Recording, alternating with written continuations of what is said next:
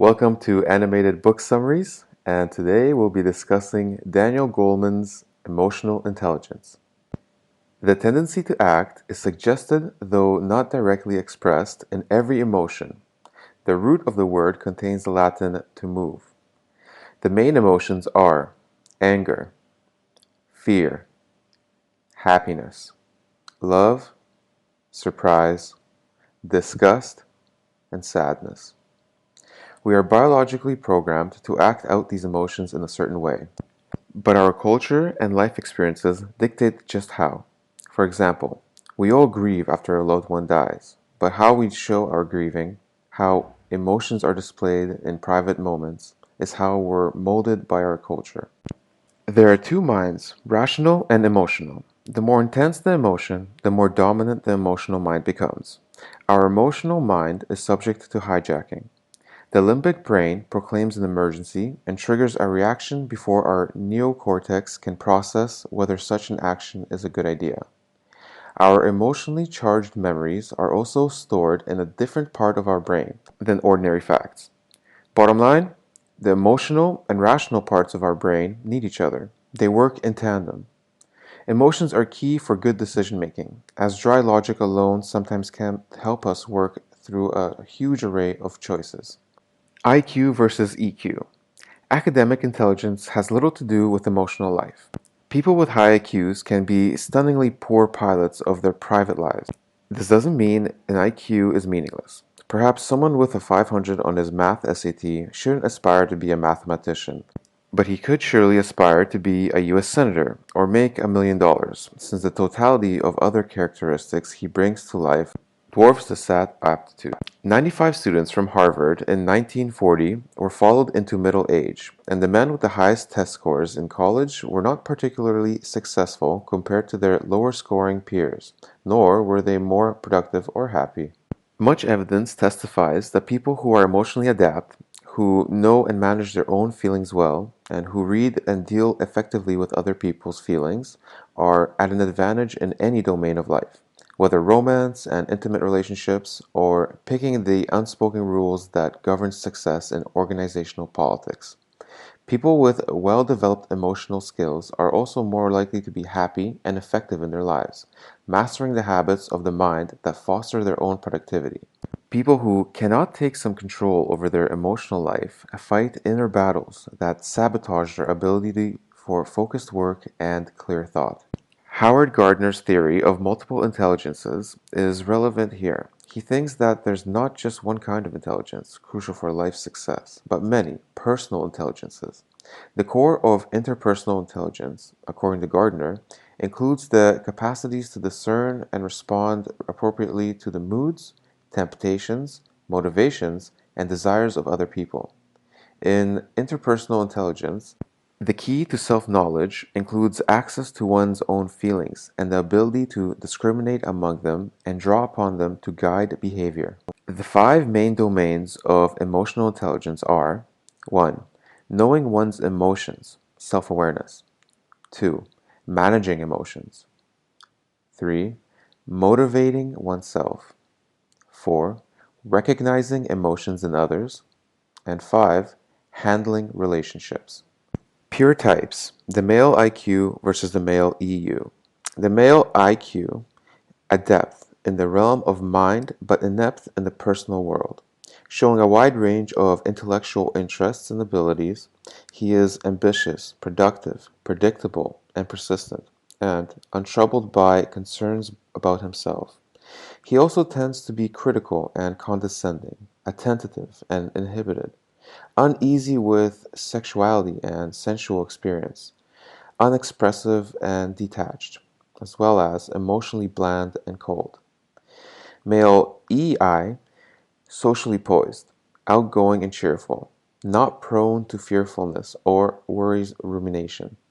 They have a notable capacity for commitment to people for causes, for taking responsibility, and for having an ethical outlook. They are sympathetic and caring in their relationships. Their emotional life is rich but appropriate. They are comfortable with themselves, others, and the social universe they live in. Of course, these are extremes. We are all hybrids. Know thyself. Self-awareness means being aware of both our mood and our thoughts about that mood. Typical thoughts bespeaking emotion self-awareness include, I shouldn't feel this way. I'm thinking good things to cheer up. And for more restrictive self-awareness, the feeling thought, don't think about it, in reaction to something highly upsetting. Are you a passionate or a indifferent? Imagine for a moment that you are on a plane flying from New York to San Francisco. It's been a smooth flight, but as soon as you approach the Rockies, the voice of the pilot comes on the PA. Ladies and gentlemen, there's some turbulence ahead. Please fasten your seatbelts. And then the plane hits the turbulence, which is rougher than you've ever endured. The plane is tossed up and down and side to side like a beach ball in the waves. The question, what do you do? Are you the kind of person who buries yourself in your book or magazine, or continues to watch the movie, tuning out the turbulence? Or are you likely to take out the emergency card and review the precautions, or watch the flight attendants to see if they show signs of panic, or strain to hear the engines to see if there's any worrisome noises? Which of these responses comes more naturally to us is a sign of our favored attention stance under threat. It assesses whether people tend to be vigilant, attending carefully to every detail of a distressing predicament, or in contrast, deal with such anxious moments by trying to distract themselves. These two attentional stances toward distress have very difficult consequences for how people experience their own emotional reactions. Those who tune in under threat can, by the very act of attending to so carefully, unwittingly amplify the magnitude of their own reaction, especially if they're tuning in the devoid of the equanimity of self-awareness. Those who tune out, who distract themselves, notice less about their own reactions and so minimize the experience of their emotional response, if not the size of the response itself. At the extremes, this means that for some people, emotional awareness is overwhelming while for others, it barely exists. Emotions in decision making. Research suggests that the role of feeling is critical to making decisions. Emotional wisdom garnered through past experiences. Logic alone can't decide what job to take or who is happy. Our emotional well being. Average our moods over weeks and months, and we get our basic sum of our well being. Most of us don't feel extremely intense feelings. We hum along each day and fall into the gray middle range of intensity. We have very little control when we will be swept with emotion or what emotion it will be. We can have some say in how long an emotion will last. There are some mood purists who believe we should experience what we feel. Some people try to shake bad moods, not terribly successful, Goleman states. On depression and sadness, casual rumination doesn't help the cause. Deep immersion in the issue with serious reflection can lead to insights or actions that will change conditions. But passive immersion in sadness will simply make it worse. Rumination on depression can make it worse. One of the best ways to lift your mood is to achieve a small triumph or easy success.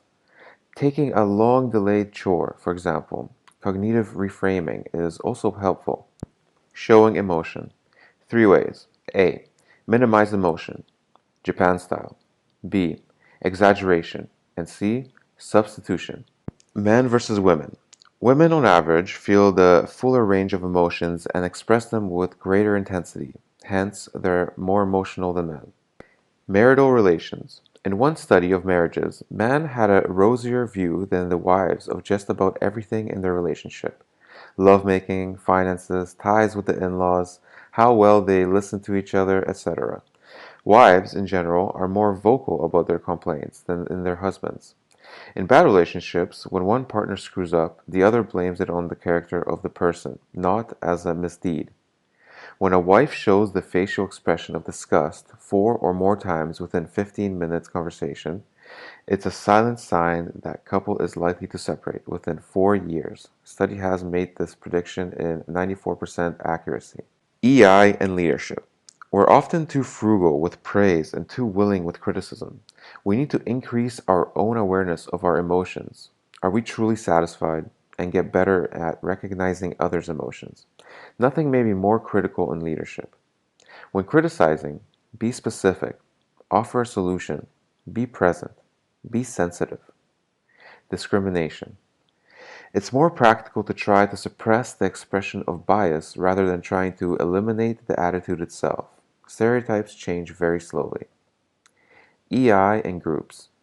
The key to high group IQ is social harmony. The single most important factor in group productivity is not IQ, but the group's collective emotional intelligence. And that's it for the book summary of Daniel Goleman's Emotional Intelligence. I hope you enjoyed this, and every few days, the longest once a week, there'll be a new book uploaded. If you like to receive information, these bite-sized pieces, please subscribe and don't forget to hit the bell icon beside the subscribe button.